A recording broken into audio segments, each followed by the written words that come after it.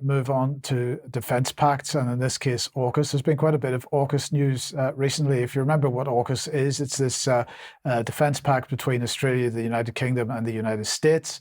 And well, maybe we get a clue a little bit later as to what this is really all about. So anyway, the government very, very excited that they have set up a new trade agreement, but they're saying that the United Kingdom, United States and Australia have stood shoulder to shoulder for decades to support the security and stability of the Indo-Pacific region and beyond. And AUKUS is a demonstration of our collective commitment in the region. So they announced a trade pact between them, which is going to cover up to £500 million of UK defence exports, plus billions of dollars of trade between the three nations in total. They're saying that this trade breakthrough comes via the publication of the UK's AUKUS Nations Open General Licence, combined with a new exemption to the US International Traffic Arms Regulations for the UK and Australia, and new national exemptions for the UK and US in Australia's export control framework. So it's all just about taking the brakes off arms controls and making sure that we can pass weapons between ourselves and so on. Anyway, they went on to say today's actions will strengthen our three countries' combined military capabilities, the pace of our collaboration and response to threat, and boost our collective industrial capacity, giving ourselves a military and strategic edge over our adversaries. That's what they claim. Now, of course, originally this was how it was all being presented, as a submarine deal, so that Australia would get hold of nuclear-powered submarines, not nuclear weapons on board, but nuclear-powered submarines. By working together, the AUKUS partnership is delivering a new fleet of submarines based on the UK's world-leading design. Well, is that true? We'll see in a second. But the other thing that they announced in the past couple of weeks was advanced military capabilities spanning artificial intelligence and autonomy. And it's the autonomy aspect of this that I think is particularly interesting. So we have a little bit of video here. It's an excerpt from a longer video clip, but let's have a look at this.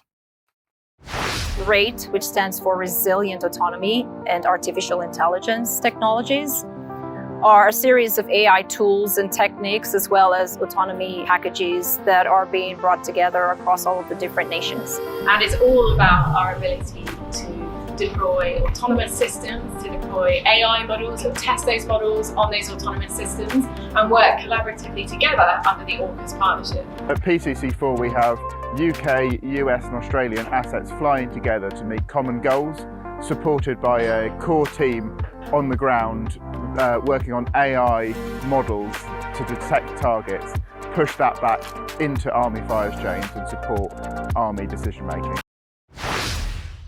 And Vanessa, very briefly, I mean, we've seen how Israel is using AI to allegedly target, to target alleged insurgents or whatever they call them in Gaza. This is a bad development, I think, as we all try to catch up with that capability. Yeah, I mean, it does make you wonder to what degree Unit 8200 is involved in this development, because yes, there's Lavender and Gospel that are systems that have been used to identify targets in Gaza and that have effectively led to the massacre of thousands on the basis that the AI is identifying them correctly, and of course they're not. Indeed. And then we've got this undersea warfare and hypersonic capabilities is also being part of this AUKUS deal, this latest deal. Interesting that they mentioned this just at the time that the Nord Stream 2 pipeline questioning around that is in the headlines again. But the former Australian Prime Minister Paul Keating had this to say about what AUKUS really is. And I have to say, I find it hard to argue with his point here. You see, we're going to get AUKUS, but not the submarines. What we're going to get is what Kurt Campbell, the Deputy Secretary of State, has said, we're going to tie these guys up for 40 years. What AUKUS is about in the American mind is turning the suckers into Australia. We're locking us up for 40 years with American bases all around. I mean, what this report today tells you, they're going to have American bases all around Australia. American bases, not Australian, but all around Australia.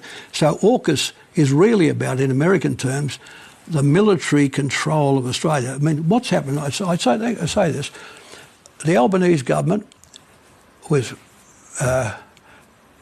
in their policy is likely to turn Australia into the 51st state of the United States. And I say, hard to argue with that, Charles. And really, what he's saying, and I think the parallel might be Israel.